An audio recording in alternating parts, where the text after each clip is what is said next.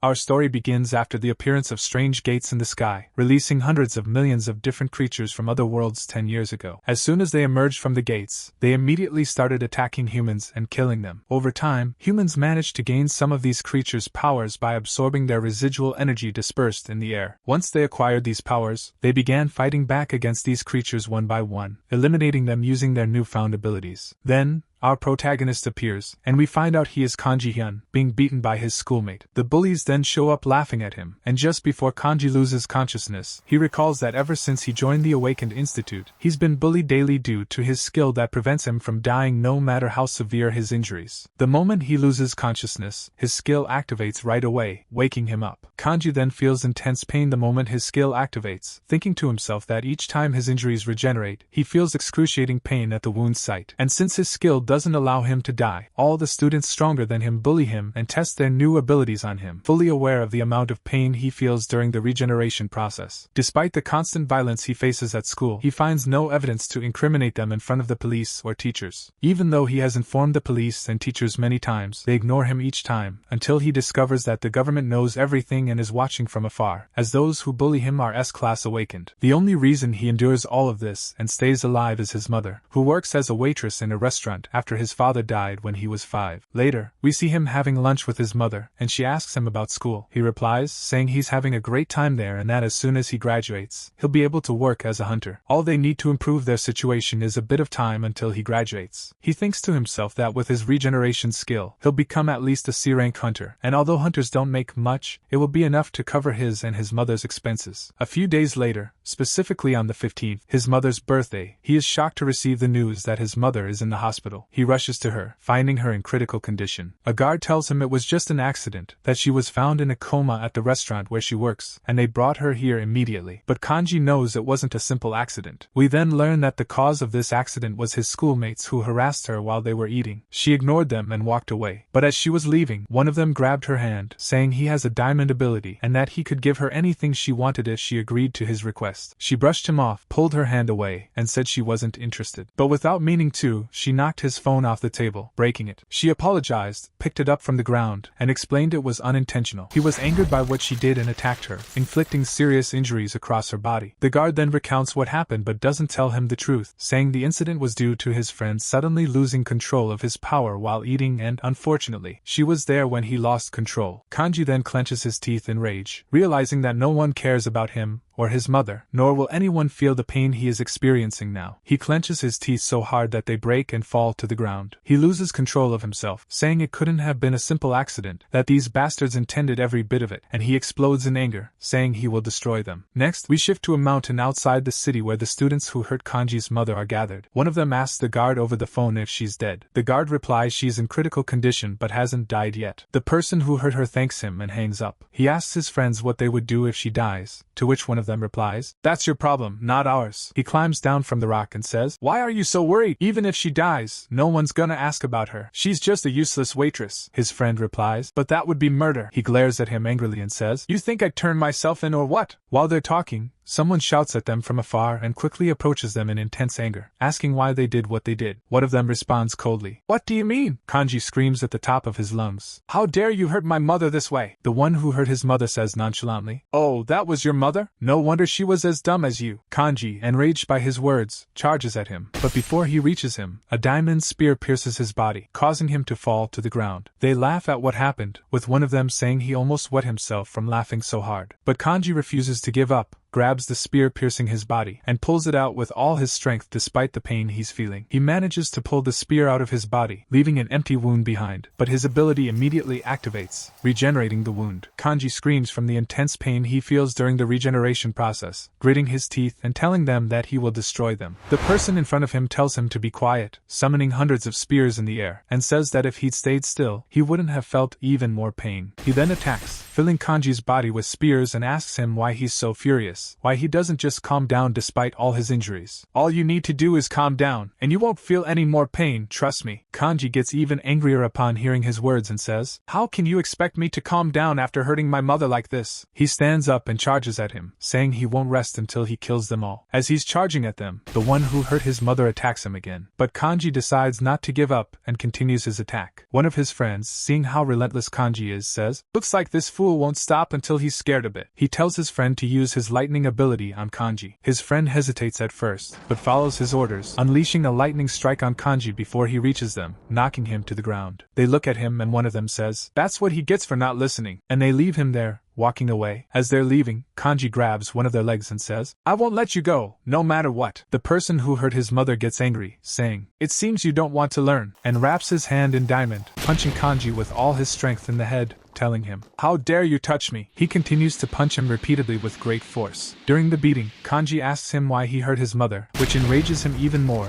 making him scream, "Shut up and lose consciousness if you don't want me to kill you right here." He then punches Kanji in the mouth, breaking all his teeth. He looks at Kanji and says, "This fool lost control of himself," but he finally passed out. One of his friends calls out, telling him it's enough, but he responds, "Not before we get rid of him, because this idiot's ability doesn't allow him to die or even lose consciousness." He then tells his friend to use his abilities to dig a hole in the ground. His friend follows his orders, lowering the ground under Kanji. Kanji looks at them and asks what they plan to do with him. The person in front of him tells him, "Don't move." Then he uses his diamond ability to create a coffin in the hole where Kanji is. Realizing that they intend to bury him alive, Kanji screams at them, saying he won't rest until he kills them all. The diamond begins to close the pit around him, and before it's fully sealed, he swears he'll escape from here and kill them. The one who hurt his mother laughs at him, wishing him luck in getting out of there. His friend then uses his ability to bury him underground. Kanji then tries to get out of it, but he can't. He says he's the most cursed person in the world because of his ability. Then, the air starts to disappear gradually, and he says he can't breathe at all. He starts trying to break the diamond with his fist, but he can't even scratch it. He starts to lose consciousness due to the lack of oxygen. He's about to lose consciousness, and tears stream down his face as a result of the overwhelming pain and helplessness he feels. Eventually, he does pass out, but his ability activates immediately, refusing to let him stay unconscious. It jolts him awake, and begins regenerating all his injuries. Kanji screams in agony, overwhelmed by the excruciating pain of the regeneration process. He mutters to himself that the pain this time is unbearable, far worse than anything he's ever experienced. Desperate to escape the torment, he grabs a sharp piece of diamond from the ground and attempts to end his life by slashing his neck. The resulting pain is intense, far worse than before. At that moment, he recalls his mother, and the promise he made to himself to stay alive for her sake. As his injuries regenerate again, he bitterly acknowledges that even death is impossible because of his cursed ability. He calms down momentarily, trying to think of a way to escape the pit he's trapped in, but nothing comes to mind. He sinks into despair until he remembers his mother in the hospital and the fact that without him, she would have no one to support her treatment. Anger floods through him, and he decides to fight back. Determined, he starts punching the diamonds with his bare hands, declaring to himself that giving up is not an option. He must endure the pain because he has no other way to escape. Kanji keeps striking the diamonds with everything he has, enduring the unbearable pain of his injuries and the brutal regeneration process. Meanwhile, the scene shifts to the city, where a live broadcast is being held with 3 of the city's top-tier hunters, all known for their rare classes. The interviewer asks if, besides their personal work, they also contribute to the community. One of them responds confidently, "Of course, we always love helping others, especially those who are helpless." The 3 hunters are then revealed to be the same people who hurt Kanji and his mother. The interviewer thanks them for their answers and asks about an incident that occurred 5 years ago, when they injured a woman while on duty. One of the hunters tears up and admits that it was a tragic mistake, explaining that the woman was the mother of a close friend. He claims the accident happened because, as a student at the time, he didn't yet know how to control his powers. In his mind, he smirks, thinking about how easy it is to fool people. He goes on to say that since the incident, he hasn't been able to speak to his friend and continues apologizing to the audience. While he is speaking,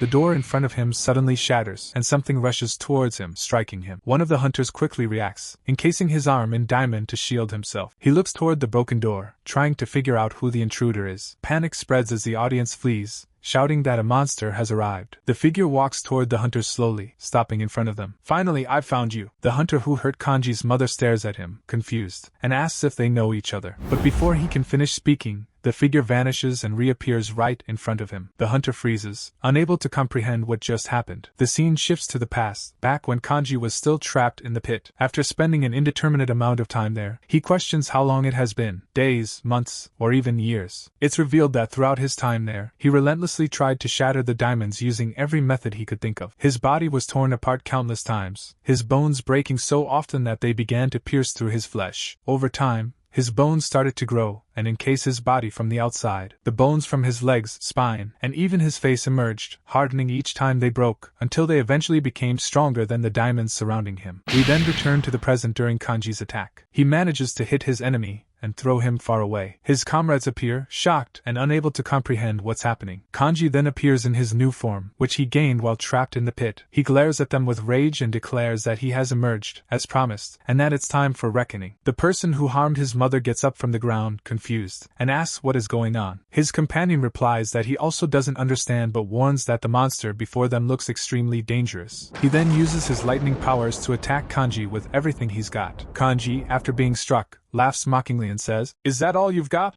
He rushes at him and cuts off his head with a single strike. His comrades watch in horror as his head flies through the air, paralyzed by fear. The head falls to the ground before them. Overcome with terror, one of his friends charges at Kanji. As he attacks, Kanji looks at him coldly and tells him to prepare for death. The Earth User gathers all his strength to trap Kanji in a prison of stone, binding him in place. Kanji, gritting his teeth in fury, breaks free of the stone barrier surrounding him. He rushes at the Earth User, grabs his jaw, and tells him that his power is meaningless to him. Kanji tears his jaw apart with a swift motion, leaving him on the ground screaming in agony. Kanji then strikes again using his bone spikes, killing him. Taking advantage of the situation, the one who harmed Kanji's mother coats his hand in diamond, charges at him with incredible speed, and smashes him with full force into the ground. Yet Kanji is unharmed by the attack. Shocked, the attacker realizes his own hand has been injured from the impact. He retreats quickly, raising his hand to the sky and summoning hundreds of diamond spears that pierce through the building. He screams at Kanji to die and unleashes the spears at him. The spears hit Kanji, wounding him all over. The attacker approaches to ensure Kanji is dead, but to his horror, Kanji rises, bloodied yet still alive. The sight of Kanji, drenched in blood, fills the attacker with terror. Kanji, furious, looks at him with eyes blazing. In panic, the attacker coats his entire body in diamond for protection and rushes at Kanji with rapid strikes to his face, screaming for him to die. He gathers all his strength for one final blow to Kanji's face, but Kanji catches his hand in his mouth, biting down with such force that he shatters it. The attacker, trembling with fear, stammers, "How did you break diamond with your teeth?" Before he can finish his sentence, Kanji strikes him with a bone spike, impaling him. The attacker screams in agony and tries to escape, but Kanji grabs him by the head. The attacker desperately attempts to pull his arm from Kanji's mouth, but he fails. Kanji twists the embedded bone spike, making the attacker cry out in unbearable pain. The attacker slams his hand on the ground, using his power to create a diamond wall beneath Kanji to push him away. But Kanji grips his arm tightly and tears it off. The attacker tries to flee at full speed, but as he runs, one of his own diamond spears pierces his chest. Kanji calmly says, "I told you, I wouldn't let you escape." He gathers the remaining spears and approaches. The attacker begs for mercy, promising to serve Kanji as a slave if spared. Kanji glares at him silently before driving all the spears into his body, transforming the area into a pool of blood. Kanji asks him how it feels to have all those spears inside him. Asking who Kanji truly is, Kanji replies, "It seems you still don't know who I am," as he removes the bone armor covering his face. The attacker, horrified, stares at him and says, "How are you still alive, you insect, after everything we did to you?" Kanji,